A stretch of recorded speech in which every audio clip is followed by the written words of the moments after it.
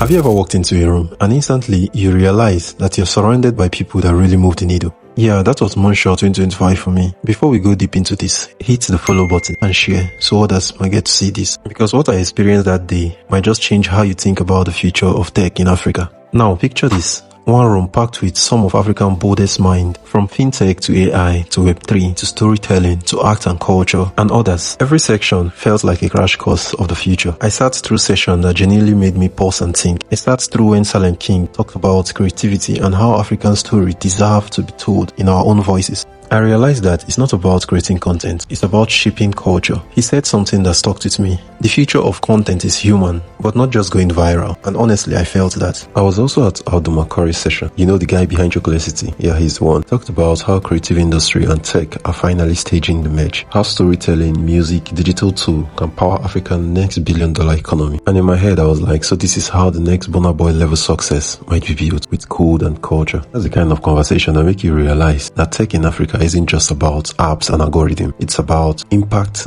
identity, and execution. I was also at Maikori's session, the guy from Nendo. Man, that guy was really brilliant. He broke down how data and storytelling come together to drive digital influence across Africa. The way he explained digital behaviors, it wasn't just theory. He actually handed us a blueprint for building digital communities that actually matters. So the funny thing that kept happening at Moonshot was when people would stop me mid of a conversation just to ask me, bro, what's the brand on your hoodie? Some would say Tachi, some would say Taki. I'll be using this opportunity to clear the air on that. It's actually pronounced taxi, just like taxi. So people don't know this yet. I'm actually part of the core team at Taxi, where I advise and strategize on the product direction. It is one of those projects that genuinely excites me because it tackles a very Nigerian problem in transportation with simple and powerful tech. The app lets passengers scan and verify taxi before boarding, so they are sure that they are safe and authorized. This solution itself is directed to tackle the one chance issue in Abuja and other places in Nigeria. For 9 to 5 workers especially, it brings safety, so predictability and convenience together, helping them budget for rides and stay on schedule. The fact that the tech is built for everyday commuters, and honestly, that's what the whole event felt like. People building real solution for real people. By the time I talked with a few founders and creators, I realized something. Every person in the room was either building, teaching, or funding the next big thing. But for me, I was just walking around, making connections, getting to meet new people, and see where tech is actually going. When I left that day, I didn't just feel inspired, I felt responsible. Because the truth is that the future of tech in Africa won't just be built by coders, but it will be built by collaborators, creators, inventors, founders, and storytellers playing their own part.